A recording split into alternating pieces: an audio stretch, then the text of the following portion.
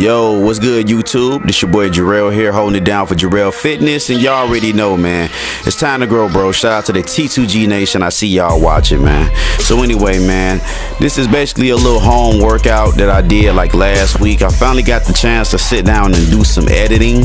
I've been real busy, so I apologize for the lack of videos for the last few days. So anyway, this is a workout that I did, home leg workout in my garage gym, as you guys can see. So anyway, I'm kicking off the workout with a nice warm up. I'm using 135 right here on the barbell squat. So I was going to be doing what I'm actually doing, reverse pyramids. Okay, so I just wanted to warm up with that first. I did about 8 reps with that. Then I went ahead and slapped on 2 extra 45s to each side. So that's 225 right here that you see me working with. So I'm gonna go ahead and squat this for 2 reps. The main reason why I'm recording myself from this angle is that I wanted to pay attention to my squatting form, and I just want to make sure that I'm going parallel or a little bit below parallel whenever I can get those in. I'm just trying to get my mobility in order, and that way I can improve my skills when it comes to squatting. So I had a few motherfuckers, trying to critique me, talking about, oh man, you gotta go lower, man, go lower. So I went ahead and made a nice effort to make sure that I try to correct myself and make sure that I'm going low enough on my squats. So it's going good. One of the problems I had with this workout that I noticed, okay, you guys see the shoes that I have on right now? Those are those Adidas shoes that I bought, those powerlifting shoes. Now those have an elevated heel. So I noticed that when I was doing these regular back squats, see, I used to use these for front squats, because when I did front squats, it seemed like I kind of needed that leverage of having like a heel, like a raised heel in the back. So it kind of helped me out when I was doing front squats, but it seems like with back squats it kind of put me at a disadvantage.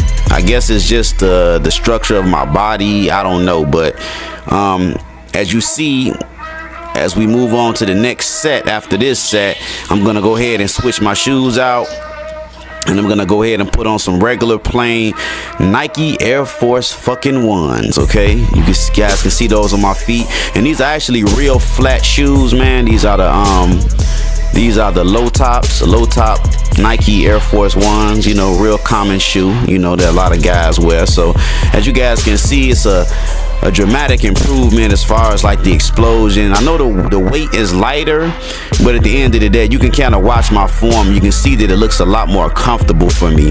When I was doing those first few sets, it seemed like I was kind of leaning forward a little bit, and that's one of the things with an elevated heel. It can kind of throw you off balance a little bit. You gotta kind of be used to it.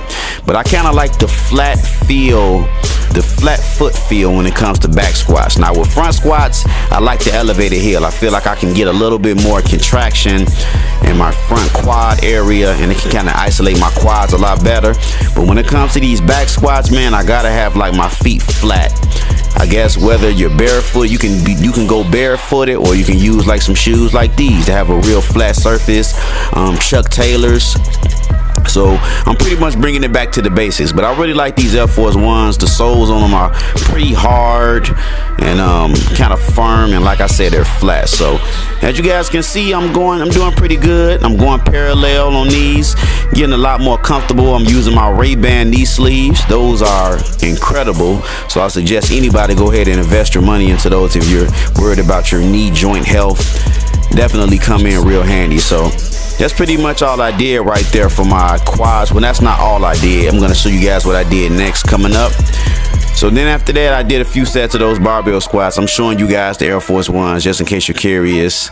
Real basic shoe. If you got some old ones sitting around the crib, go ahead and use them bitches, So then I moved on and did myself some dumbbell lunges.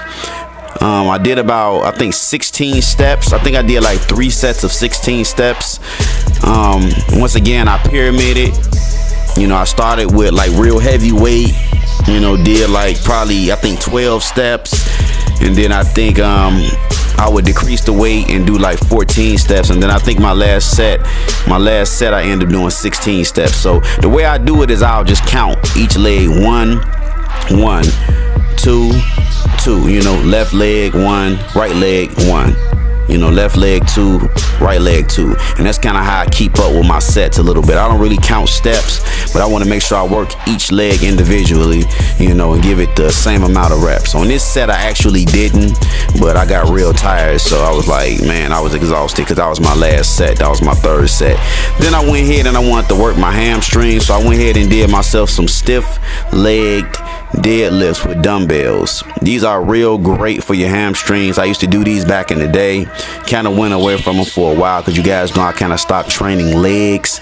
But I'm back in on the flow now, so as you can see, I kind of stumbled right there, but I got it in order. So I did about 4 sets of these. I kept the weight the same. I think the rep range I did was between like 10 and 12 reps, 8, something like that. I can't really remember, but this is a great exercise to build up those hamstrings. And then I gotta work my calves, so I went ahead. I'm gonna do some calf raises, okay? And I have a calf raising block right there, as you guys can see. And I got my dipping belt, and I got a 45-pound plate. So pretty much high reps. I just do each set into failure. I believe I did about 3 sets of this until failure. Okay, here's a link right here for you guys that are interested in building yourself your own calf raising block.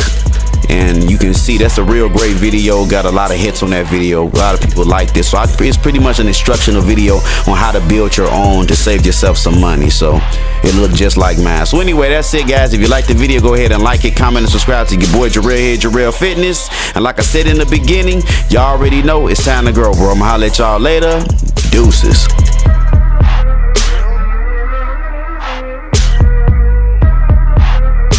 Yes, let me go ahead and get my shit out this trunk. What the fuck? Damn, what the fuck is that? Gary, what the fuck you doing in my trunk? Shit, damn, man. I pissed on my damn jacket. Oh, shit. What's up going on, What's up, man?